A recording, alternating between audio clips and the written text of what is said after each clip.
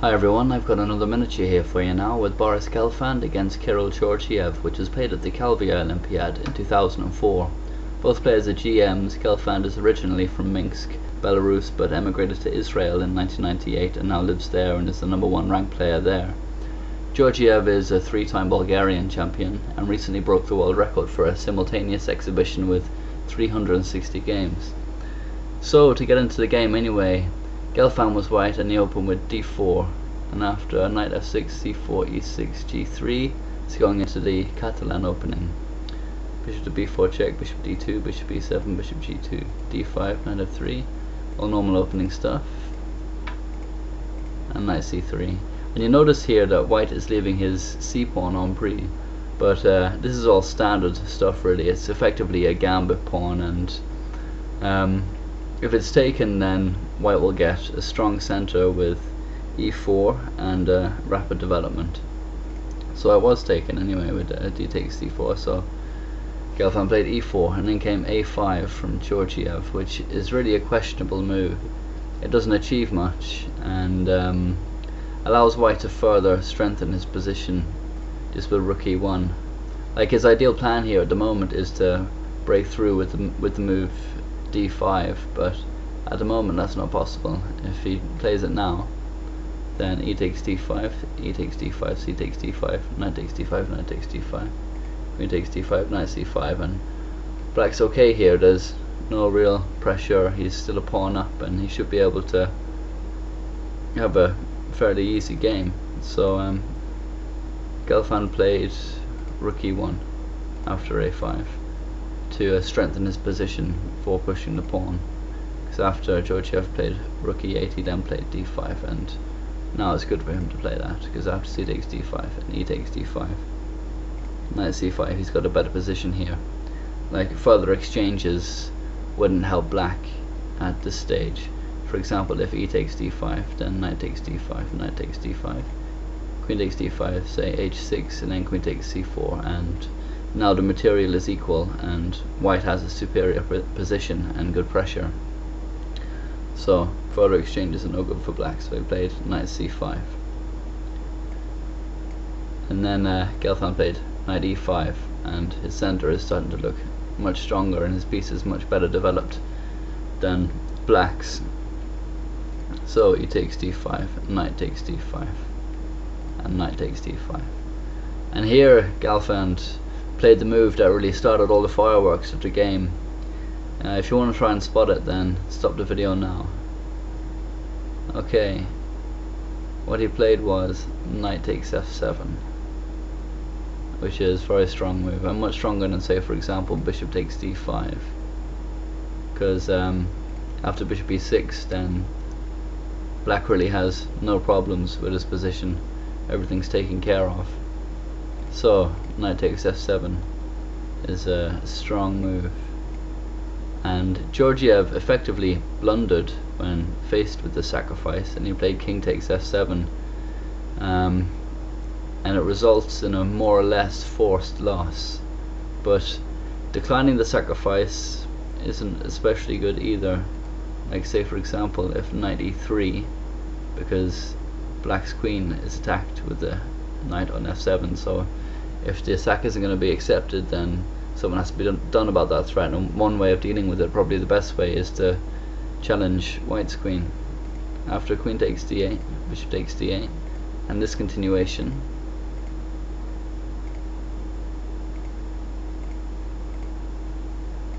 this is all best play. And here we get to an endgame where white would retain an advantage. So it's no good really to decline the sacrifice either. Like, the real mistake that Georgiev has made here is allowing Gelfand to get into a position where he can play the sacrifice, because it's basically a game-winning sack, especially after king takes f7. So how does Gelfand continue the attack? Well, he played bishop takes d5 check, and it's a strong move because it forces king g6, bringing the king right out into the open. Other moves here will be worse, like say for example if bishop e6, then queen to h5 check is very strong. After king g8, then rook takes e6 is winning for white.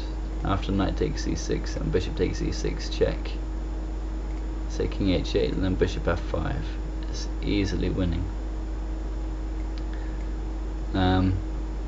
And say for example if he plays someone else instead of king g6, if he plays king f8, then queen h5 is absolutely crushing with the pressure on f7 here. And the best move for black to stop the mate is to sack his queen, so he's going to lose the game anyway. And if he plays g6, then bishop h6 is mate. So king g6 is forced.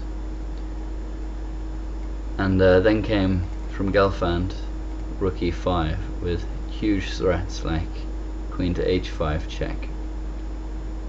So black had to do something about that, so he played bishop f5, just interrupting the lines of communication that would exist between the queen and the rook if the queen was to come to h5.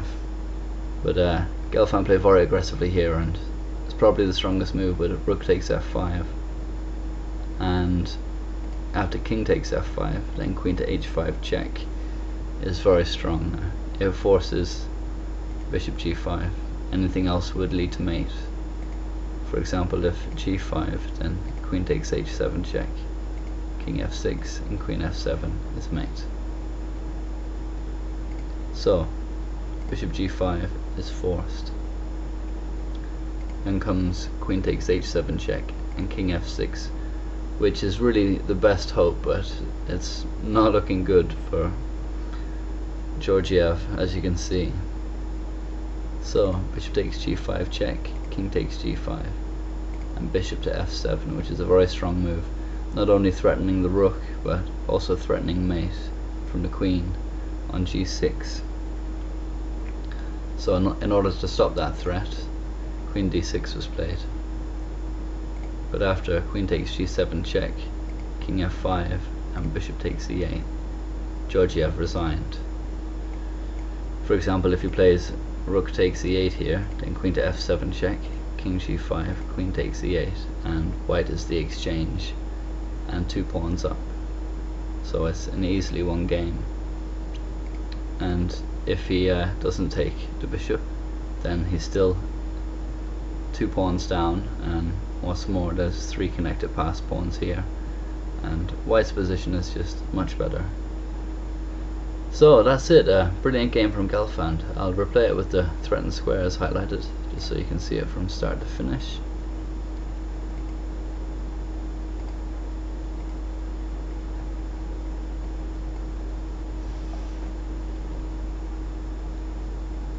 Yeah, so it was a Catalan opening. And you know, the gambit there was similar to the queen's gambit with the c-pawn falling, and for that white got his quick development and a strong center, and as you saw there, the strong center often means that you can attack more quickly than your opponent can defend, as was the case there. And also that passive move a5 from Georgiev was really a bad move, like considering, you know, there were no concrete threats, but it effectively gives white a free move, and it's with that kind of gain of tempo that an attack like this can be created. And well, it won the game in spectacular style. And then yeah, the exchange sacrifice, it was basically all over for Georgiev the moment he allowed the knight sack. Basically a forced win from there.